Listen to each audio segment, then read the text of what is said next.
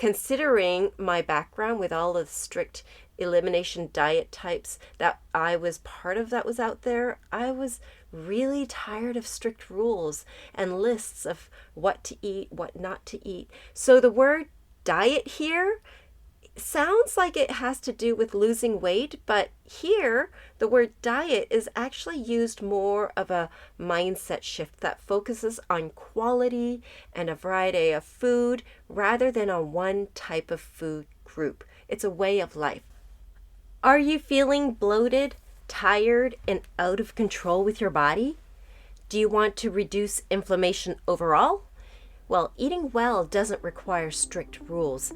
Simple Mediterranean diet recipes paired with strength training, stress management, and time management create a sustainable, life-giving path to whole body health. Are you struggling to make healthy food choices and find time to exercise because of your jam-packed schedule? Welcome to Self-Care for Busy Moms. I'm your host, Susan. I too was overwhelmed with my kids and their schedules, striving to run things smoothly and ignoring the stress that was affecting my body. Thankfully, I found strategies to bring myself back to health with food, exercise, and most importantly, Christ. I can't wait to share them with you too. Snap on the step counter and don't forget the sunscreen. It's time to get started on your self-care. Hey, I know you, friend. I know you're tired of feeling frustrated with your eating and worried about your health. You're tired of wanting to exercise but lacking the motivation or discipline to stay consistent. You're tired of feeling like your days control you instead of the other way around. You're tired of scrolling your phone at night and wondering where your time went. And you're tired of wanting to be strong, healthy, and energized, but not knowing where to start. You want to feel physically strong, mentally calm, and spiritually grounded, not constantly behind and overwhelmed. That's why this coaching just doesn't focus on food or exercise. It focuses on structure, discipline, and sustainable habits that support your whole life. Come over to suroselfcareforbusymoms.com/coaching to get started. Again, that's SURO selfcareforbusymoms.com/coaching. Hey friend, years ago when I tried to start eating healthier, I started focusing on salads, and it was mainly because around this time my husband started the Furman diet. Now, if you haven't heard about the Furman diet, it's basically eating raw veggies with the goal to lose weight quickly. Now, this is a good thing for those who actually need to lose weight quickly for health purposes. So I joined my husband for only a week, only because I couldn't last beyond 1 week of doing that type of eating. It was way too difficult for me. But you know what? My husband really stuck to it faithfully for 1 month. In that 1 month, my husband lost 50 pounds rapidly, and honestly, I would never recommend anyone to do this, as it got super scary when my husband started to look so thin and his skin was sagging because he had lost weight so fast. I really felt it got dangerous. I made my husband literally get back into regular foods after about a month. But the end result is that he felt great. He no longer snored at night, and he's pretty much kept his weight off since. So that was about a good 12 years ago. Now, because of this experience, we are both regular salad eaters.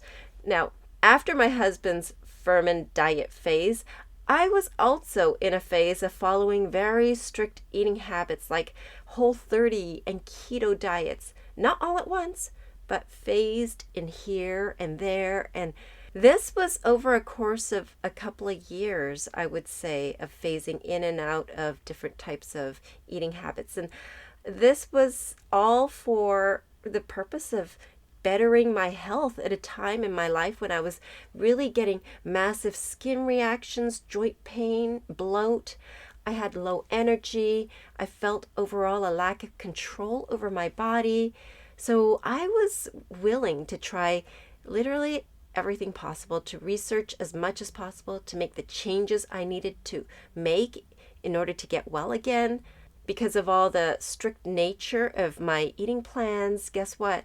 I ended up having to cook two different types of foods: food that my family will eat and food for me. Now, how many of you can see that this was not a sustainable long-term plan? That's right, it wasn't sustainable. And I was run ragged trying to keep up with all of it with my already busy life. And around this time frame when I was really run ragged, I made a pivot to make more Mediterranean meals that my family enjoyed. Actually, we all enjoy Mediterranean food, and I didn't want to have to go out and spend so much money eating Mediterranean food, which is what we enjoyed doing. Well, it turns out that making Mediterranean foods actually aligned well with my eating needs. So I started to merge into making our meals so that my family and I can eat well without creating major reactions for me, like with what I'm allergic and sensitive to. So when this happened, that's when my phase of strict eating diets ended. One thing that I did learn going through all that I did with all the strict eating diets out there, I discovered that I actually had food sensitivities that I did not know about until it was eliminated. So a lot of the things that I did were elimination type diets. I transitioned into simply eating well and avoiding things that I reacted to. To help with this, I would adjust our family meal to my dietary needs and my sensitivities, and then I'll add in supplemental elements that my family really enjoys, like bread, dinner rolls, sourdough bread, and baguettes, basically and essentially all bread items. My life just got so much easier making this one pivot. So, friend, I hope you don't have to run ragged cooking two separate meals, one for you and one for your family, but I hope that you can learn from me and my long mistake of a couple of years and being run ragged, that you can find ways to make eating well work for you and your family. You can eat well as your family. When I started to dive deeper into the Mediterranean diet, I was also learning about the harms of seed oils, and that's when I made another pivot to adapt all of our meals to the Mediterranean diet, or as much as I could. So, to review the Mediterranean diet, there is no strict rule or list of what to eat and not to eat for this particular eating style. This was the selling point for me, especially when I learned this. Considering my background with all the strict elimination diet types that I was part of that was out there, I was really tired of strict rules and lists of what to eat, what not to eat. So the word diet here sounds like it has to do with losing weight, but here the word diet is actually used more of a mindset shift that focuses on quality and a variety of food rather than on one type of food group. It's a way of life. So there's no one ingredient to focus on in isolation. The focus here is variety and consistency. Another reason I'm loving the Mediterranean diet is because it reminds me of what Jesus would have eaten while he was living on the earth. It somehow connects me on a daily level by what I am eating with Jesus. So, continuing on with the Mediterranean diet, in a nutshell, it's characterized with eating plant-based foods, such as vegetables, fruits, whole grains, legumes, nuts, and seeds. Having this as the dietary staple provides fiber, essential vitamins, and antioxidants. I do want to make a note here about processed foods and foods labeled as meat substitutes and being plant-based. Now, these in general would not, in my opinion, be part of the Mediterranean diet simply because they are too processed and usually have additional ingredients that are potentially harmful to our bodies. So when it comes to food, the less processed is preferred. Another point about the Mediterranean diet is that it focuses on healthy fats, such as olive oil as the primary fat source. This diet is rich in monounsaturated fats. Saturated fats are limited and trans fats should be avoided. Some examples of trans fats would be margarine and shortening. The seed oils you want to avoid would be soybean, corn, sunflower, and canola. These oils have high omega-6, which promotes inflammation in our bodies. These oils have gone through extensive processing that removes any beneficial nutrients, and the high heat and the pressure that's used to process seed oils can make them prone to oxidation that will eventually damage our cells.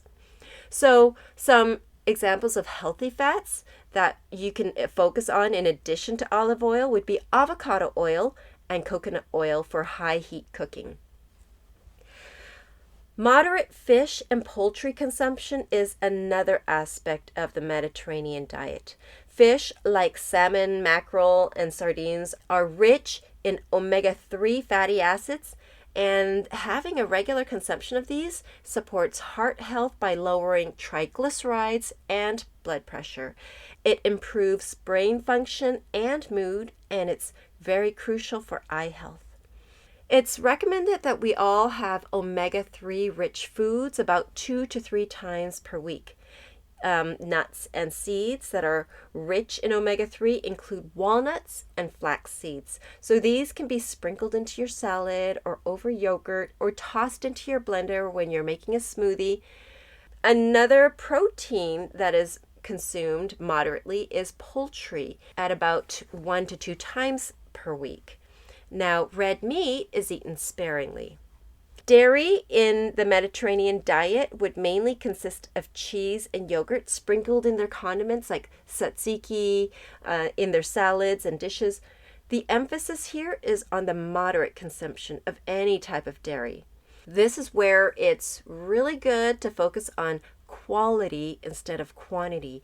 Get the best quality organic and grass-fed that you can afford to do depending on your budget. Now, do I only get organic and grass-fed? No, but sometimes I may. Most of the times I just choose the best quality that I can get with the budget that I have at the time. The last characteristic of a Mediterranean diet is the generous use of herbs and spices like garlic, basil, oregano, which reduces the reliance on salt as the main seasoning. Herbs like oregano, and all herbs for that matter, are dense with antioxidant content.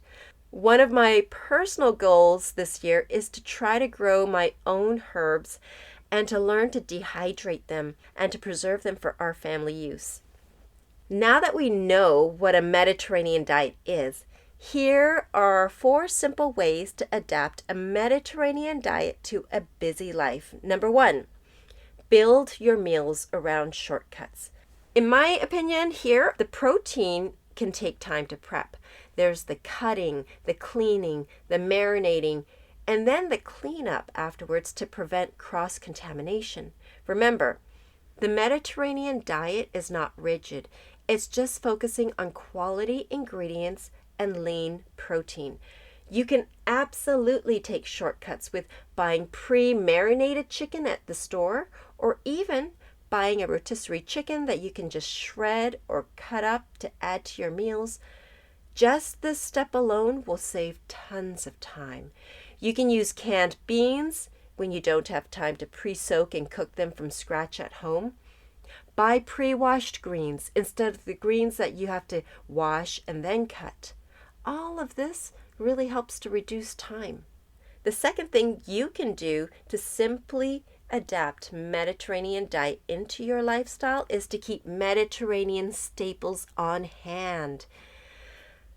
We like to keep Kalamata olive. We have nuts on hand. Hummus is usually in the fridge.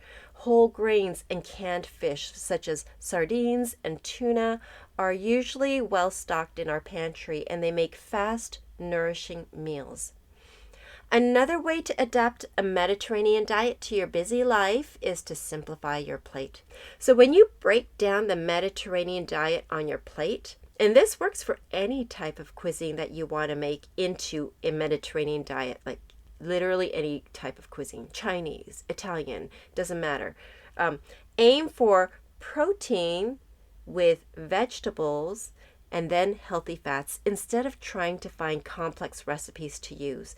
So lean into your favorite herbs and seasonings and change things up.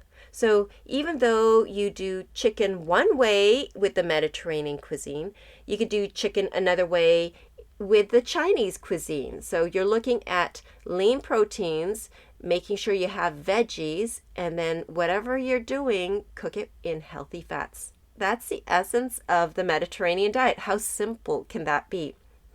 Another step you might want to do is to batch prep once in order to mix it up all week. You could roast veggies in advance. You could cook your grains, like have cooked rice in the fridge. Or what I like to do is sometimes portion out cooked rice in containers and keep them in the freezer. When I need them, I can pull them out and microwave it. And it's just like freshly cooked rice. You could grill proteins ahead so meals can come together in meals. Personally, I am less of a batch prepper and I lean more on simplifying my plate. So I hope there was something here that inspired you to go ahead and implement it into your life today. Can you make a Mediterranean diet night for the family today? What about this week?